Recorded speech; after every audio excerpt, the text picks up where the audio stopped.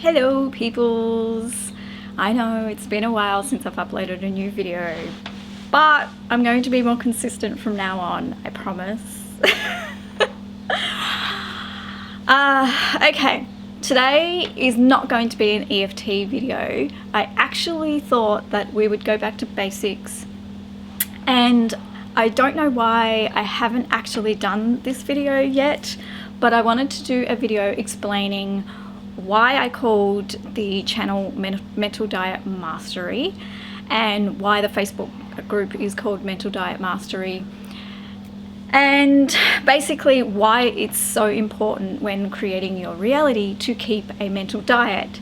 Like, why? And so we're going to go into that today. Where do I start?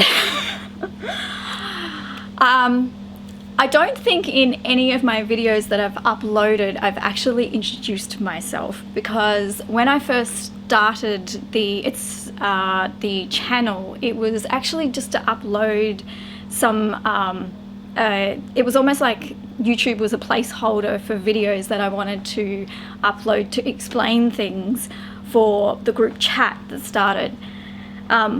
Let's rewind. I'll do this really quickly, but I'll just rewind back to how all this sort of came about. There was a group of us that was in another manifestation group, and we were in the chat function on Facebook, and we were helping other people out in this chat group. And I happened to be talking about the book by Emmet Fox. It's called Mental Diet, the 7-Day Mental Diet.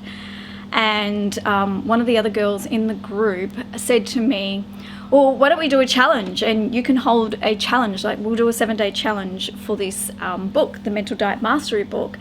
And I said, my instant response was, oh yeah, no, that's way too hard. The actual challenge that entails in the book, which I will link below, is really difficult to do. So I said, I'm happy to do the challenge, but maybe we will just do it on one topic. So instead of like every single thought.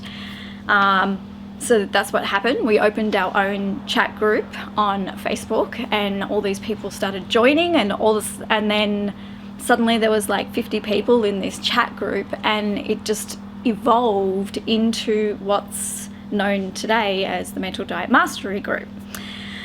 So that was a very brief description.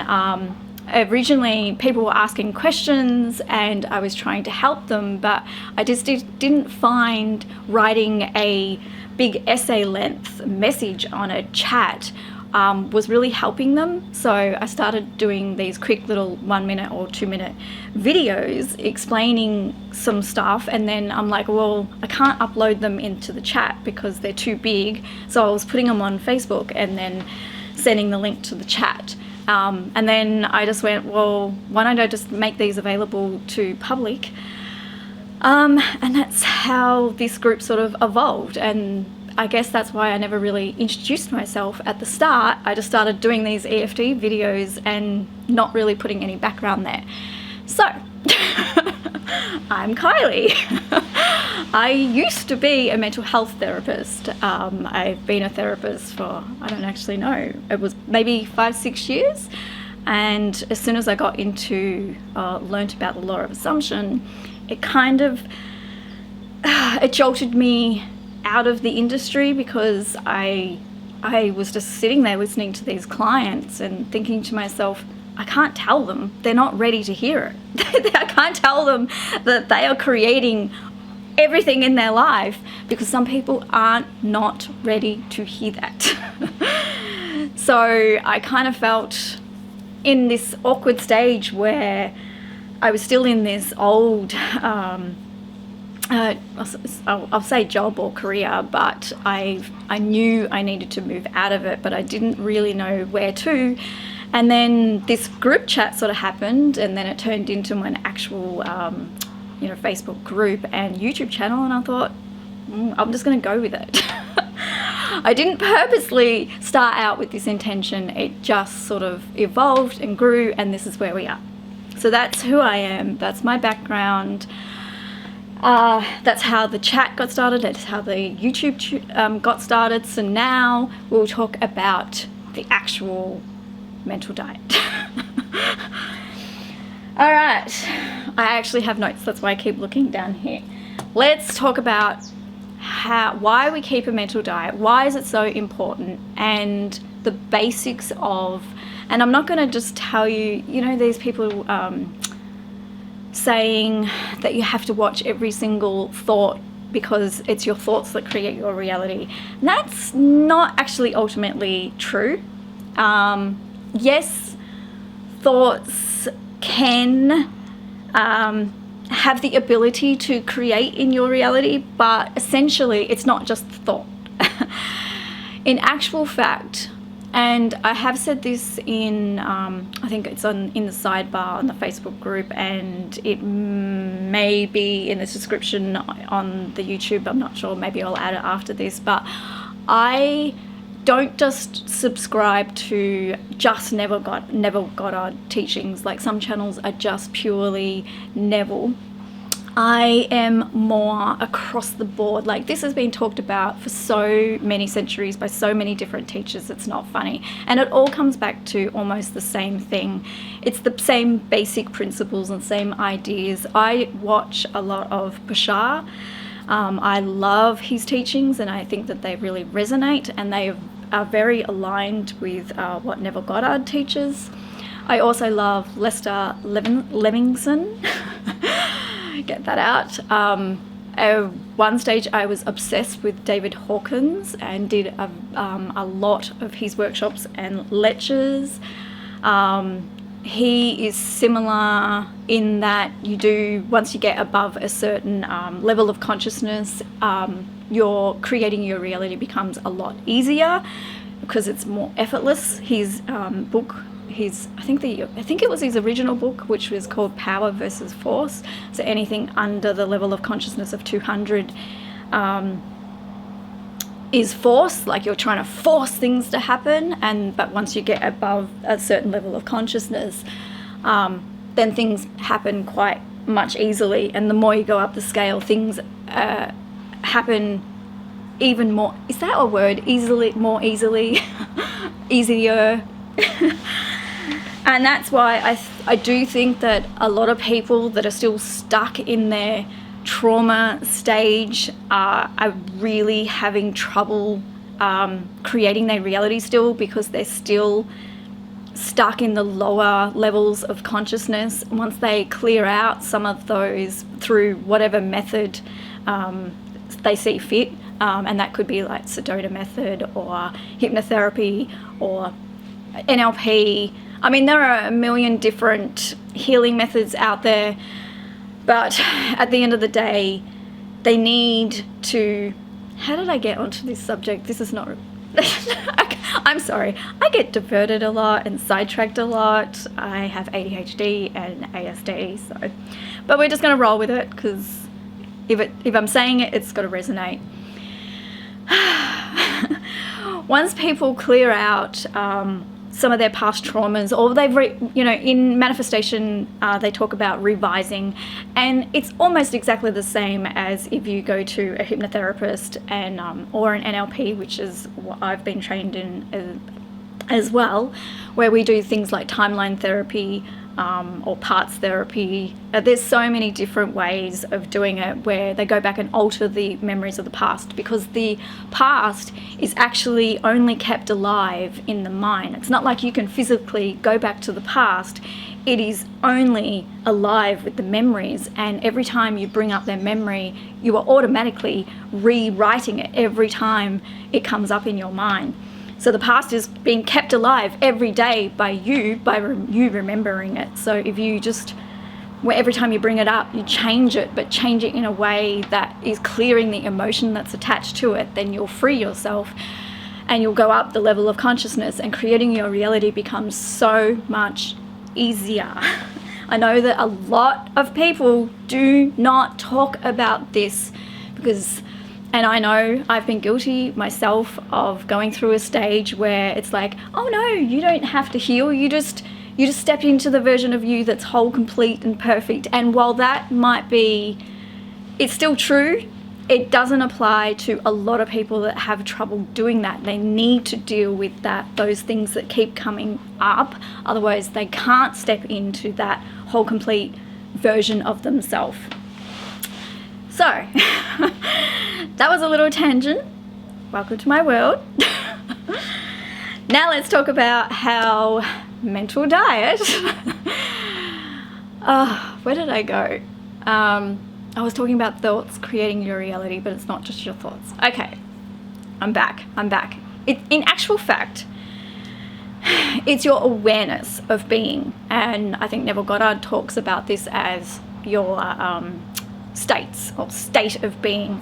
It's just who you are aware of being, really. Let's not confuse things. So I like to use aids like props, and it makes things a lot easier. So if you can picture awareness being this light source, like you think of an old movie and they have those projectors, and the light coming out of the projector is awareness. Actually, wait, I have a torch over here. So if you can imagine awareness, your awareness or consciousness, you can't really see because it's not dark. The light coming out is the awareness. It's consciousness, right? I'll get there. So us, at our very core, we are consciousness. Consciousness or awareness. They're not exactly the same thing, but just for the sake of this video, we're going to refer to them as the same thing. Consciousness. Everything is just pure consciousness. It is awareness. Your awareness of being. Okay. So how does this awareness of being create reality? Now, I'm sure that you've heard that whatever you focus on grows, or whatever you put energy into grows. And that's exactly right. So this awareness, so you think of the light torch, is getting shined through the back of your head. And here is the mind, right? And the mind consists of this pyramid. And I've even drew this earlier. Whoops! This is probably going to be backwards. It says emotions, thoughts, and beliefs. So this awareness of being is being shown through here, and these are the filtering systems. And then the light goes out through these filters, and then the light shines out, and then that out there is your reality. And according to this filter, the thoughts, emotions, and beliefs is what you see out there. I'm hoping this is clicking with someone. I know it's a bit confusing. So as consciousness contains all realities. So let me try to put this through examples, because I think examples are sometimes easier. Say that in pure consciousness form, there's a reality where I'm a rock star.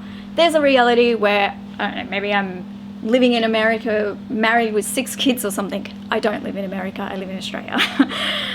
And then there's another version of me that, I don't know, I'm trying to think of something off the top of my head, a clown.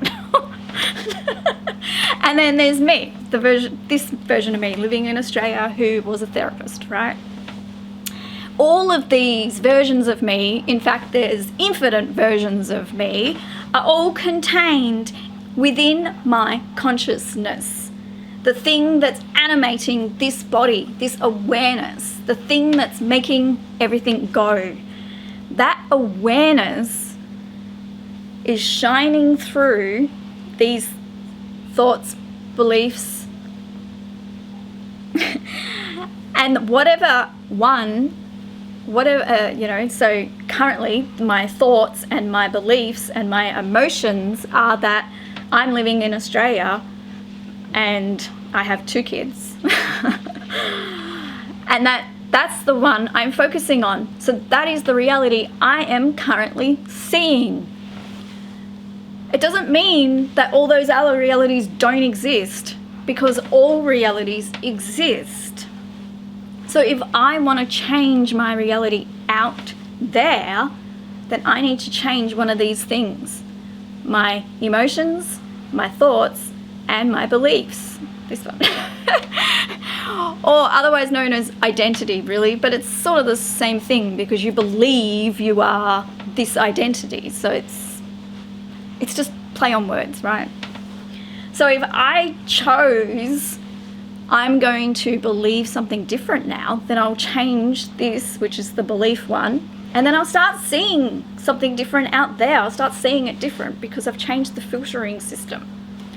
I'm hoping this is making sense. So now that I've explained all that in a very awkward way, and I'm hoping that it made sense, I hope you understand why your mental diet is so important when it comes to creating your reality. Because whatever you're constantly thinking, I think this was the thoughts, whatever you're thinking, whatever you're feeling, and whatever you believe is what you're seeing, is your reality. You can't see anything that's not that. So every day, what is it? They say that we have 60,000 automatic thoughts a day, and those are the thoughts that is creating everything out there. So if you want to change your reality, you have to change the filtering system. You have to change one of these, or all of them really, because they all sort of, they all, what's the word I'm looking for? Interlock into each other. Get your words out, Kylie. So let's go, if I have a belief that money is hard to come by, then the awareness is coming through, it's shining through the filter, and then in my reality, I am only seeing a reality where money is hard to come by.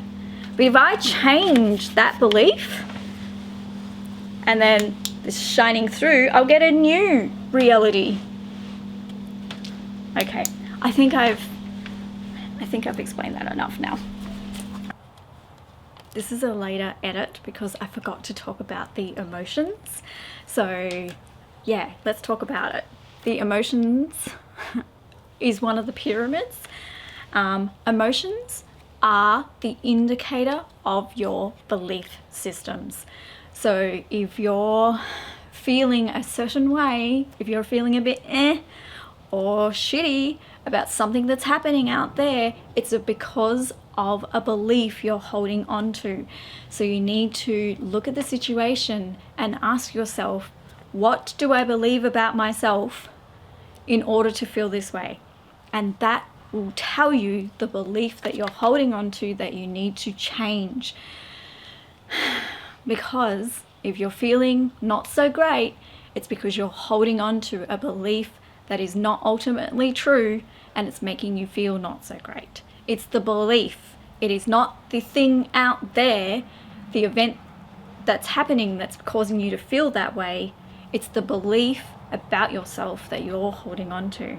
And that's why emotions are part of the filtering system. So use them as a guide.